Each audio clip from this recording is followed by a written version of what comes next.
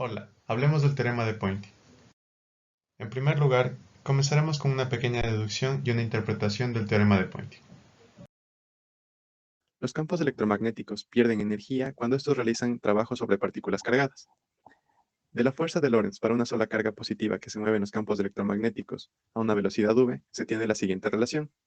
Es decir, conforme avance el tiempo, la partícula cargada ganará energía cinética.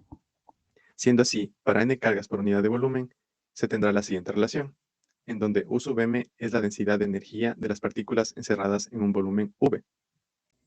Ahora, la densidad de energía ganada por las partículas cargadas tiene que de alguna manera ser balanceada por una pérdida de energía por unidad de volumen en los campos electromagnéticos, sumado a un término de flujo de energía en el volumen que contienen las partículas.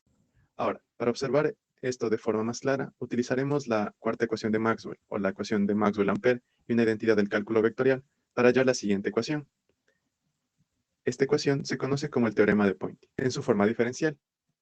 El teorema de Poynting también puede ser descrito de manera integral, y eso haremos a continuación. Para esto, se integra la última ecuación y se aplica el teorema de la divergencia, obteniéndose la siguiente relación. A esta ecuación se la puede interpretar de la siguiente manera. La razón a la cual la energía del campo electromagnético ingresa en el volumen V tiene que ser balanceada por la razón a la cual la energía del campo electromagnético se disipa, sumando un término que representa la razón a la cual la energía del campo electromagnético es almacenada en los campos. Ahora, es conveniente definir ciertas cantidades que aparecen en el teorema de Poynting. La primera es la energía mecánica por unidad de volumen, que se representa con U sub m. La siguiente es U sub em, que representa la energía almacenada en los campos electromagnéticos. Y la última es el vector de Poynting, que se define como 1 sobre mu sub 0 por el producto vectorial del campo eléctrico con el campo magnético. Como el vector de Poynting aparece en el teorema de Poynting expresado como una divergencia, entonces usualmente se lo interpreta como el vector que define la dirección en la cual se transfiere la energía.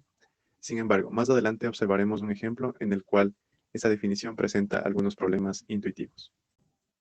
Ahora, regresando al teorema de Poynting y ayudándonos del siguiente gráfico, podemos decir lo siguiente. Si es que se tiene un volumen V que encierra partículas cargadas, entonces dentro del volumen V se considera que tenemos energía mecánica y energía almacenada en los campos electromagnéticos. Estas dos energías pueden ser intercambiables, es decir, la energía mecánica se puede transformar en energía de los campos electromagnéticos y viceversa.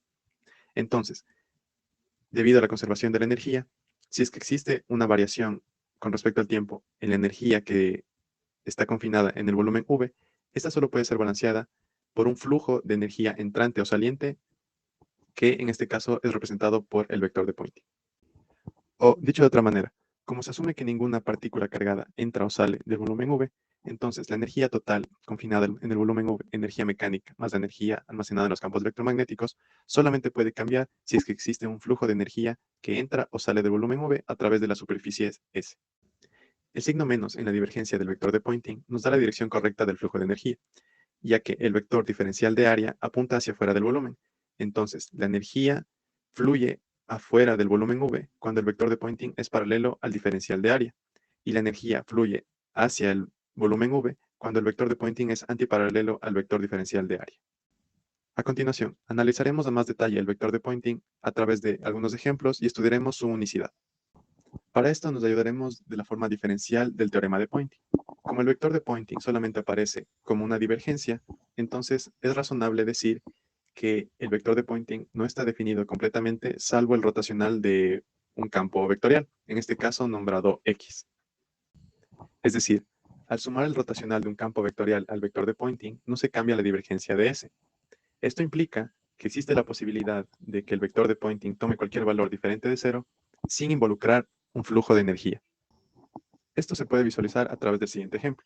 Consideremos un campo eléctrico solamente con componente en X y un campo magnético solamente con componente en Z, es decir, un campo electromagnético homogéneo. El vector de Poynting en unidades gaussianas es del siguiente, y se trata de un vector diferente del cero vector. Ahora, si se calcula la divergencia de este vector de Poynting diferente de cero, se obtiene que la divergencia es cero, lo cual implica que no existe una radiación de energía a través de la superficie del volumen V. Esto quiere decir que el vector de Poynting no es una cantidad relevante al momento del estudio de la transferencia de energía en la electrodinámica. Además, el vector de Poynting no es un observable físico, lo que sí lo es el flujo de energía. Por último, consideremos la carga de un capacitor. En este proceso, carga se acumula en las placas del capacitor y esto provoca un campo eléctrico que varía con el tiempo. Este campo eléctrico variable en el tiempo, también conocido como corriente de desplazamiento, provocará un campo magnético circulante alrededor del campo eléctrico.